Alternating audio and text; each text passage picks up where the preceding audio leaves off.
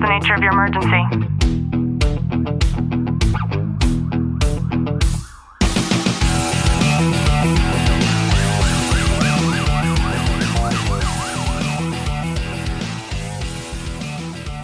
Welcome back to the Tactical Living Podcast. I'm your host, Ashley Walton, joined by Sergeant Walton. How are you? I'm excellent. And a very happy new year to everybody. It is my hope... Oh, go ahead. Happy New Year. It is my hope that you don't have a New Year's resolution and you take whatever that thought was and you carry it with you throughout the entire year.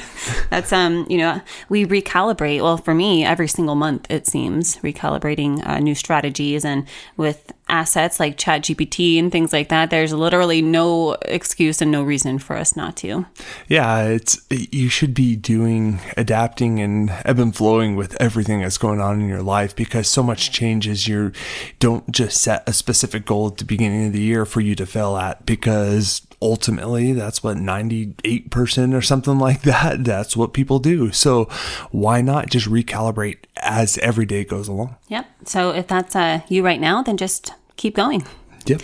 So we had an insane storm here in California, Southern California, and it was unlike anything that we've ever experienced. Most certainly here where we live, we were driving down our main thoroughway off of our dirt road, and it was closed. We were rebels and went around the barricades, and every single street sign that lined it was down in a ditch that was now like 5 to 10 feet wide and deep. And it was wild, and it lasted for so long. I didn't sleep. It was Christmas Eve, and it was just a really chaotic time. The winds were the strongest, perhaps, that I've ever experienced here in our house too. And with our horse, I was so worried about everything that was taking place outside. I was worried about, the roof. I was worried about anything that I could worry about, I was. And then the day after, it was still raining. However, it was the first time that the wind had stopped, and it just felt uncomfortable. It felt a little bit eerie to go from that chaos for well over 24 hours to all of a sudden going outside, and, it was early in the morning, and it was just so calm that it felt like something needed to happen. Like I'm waiting for something to happen. Yeah, I think it's such a weird feeling when you go from such chaos and dealing with all the craziness of the weather, where you're waiting, expecting that next big event to be going on, to where you don't know how to turn it off. And for a lot of first responders, I think they quietly live with this day in and day out, where that calm can feel uncomfortable, and then the chaos actually feels super familiar or even comforting. Yeah, I think over time we start building up that, okay, this is our new normal, dealing with this chaotic situation, dealing with that. I mean, we become very proficient at it. We're really good at handling it and managing it. But ultimately, if we're living in that space all the time, it can start burning us out more and more. I think that after years of operating in this high intensity environment all of the time, your nervous system actually adapts to that urgency, the noise, the pressure, and then over time that stillness can feel like it's not peaceful, or like it feels wrong or bored or unsafe, and the silence can feel unsettling. And I think that without realizing it, you can actually start to gravitate towards that chaos in order for things to start to feel normal again. Yeah, I think we start looking for that next incident, chasing that next adrenaline high, or trying to find that chaotic scene and trying to get to it first, because you want to be able to manage it. That's where you thrive. That's where you feel at home with, when it should be complete opposite. Yeah, and so there's a psychological concept here called trauma bonding to arousal states, and that occurs when your nervous system becomes conditioned to that high activation all of the time, things like adrenaline, urgency, threat, and it begins to associate those states with safety and competence and control. And eventually, that's something that you're going to become used to, especially throughout the years in your career, if you're not identifying it.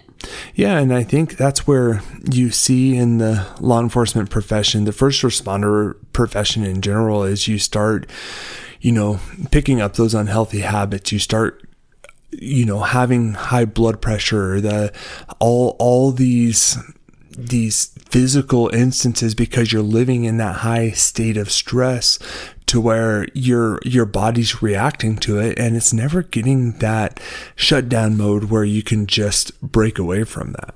Yeah, for first responders in particular, I think this kind of conditioning develops through things like your repeated adrenaline spikes, which we know happen so many times throughout one single shift. You have your constant decision making under pressure. You have praise and validation during times of crisis, which is telling your nervous system, like, okay, good job when things are chaotic and you're still handling things. You have emotional numbing during calm periods too. And I think that when chaos becomes familiar, peace can actually feel super foreign, and it can even feel dangerous. Yeah, you start feeling anxious when it's that sense of calm. You start waiting for, okay, that this what's going to happen next, and you're always trying to prepare yourself for that next chaotic incident, and you're never being able to reset your nervous system to be able to say, hey, you're fine, just chill out for a little bit.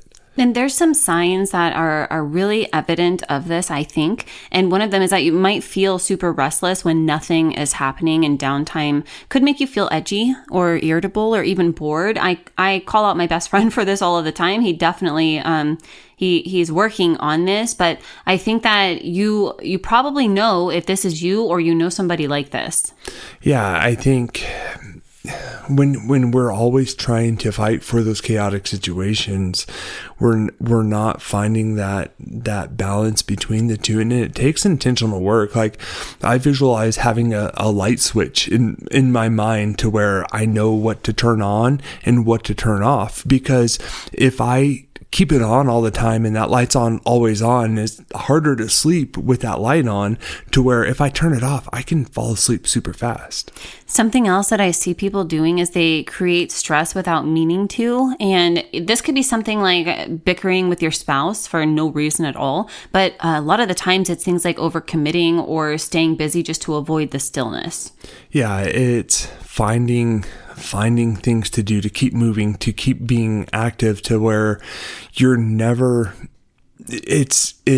you have those voices coming up in your head telling you, hey, there's something wrong, get ready, something bad's going to be happening. For some people too, I think they feel most alive when they're during calls of emergency, and your energy spikes on those calls, but then maybe afterwards it crashes super hard. And that's why we see a lot of people, on shift holding that energy drink in their hand. Yeah, that's, it's so funny because I could go a day and I'll see almost half of my officers at least at some point carrying an energy drink and just drinking that as they go along. This is going to sound crazy, but when I say it, I think that it's a great call out. And I think for a lot of people too, home feels more stressful than work. And I also think that the reason for that is because work is predictable chaos, but home actually requires emotional presence. I think when you come home, there's, you have kids that require attention. You have your spouse who you should be giving your attention to, and you start, you can't necessarily control that dynamic as you would at work. And that's where I think we have to be able to differentiate the two to have a healthy relationship between both of them. And there are ways I think that you can reclaim and relearn actually that safety. And one of them is to just normalize the discomfort of peace. So feeling uneasy in that calm situation, it doesn't mean that there's something wrong. It literally just means that you're healing and you're recalibrating things.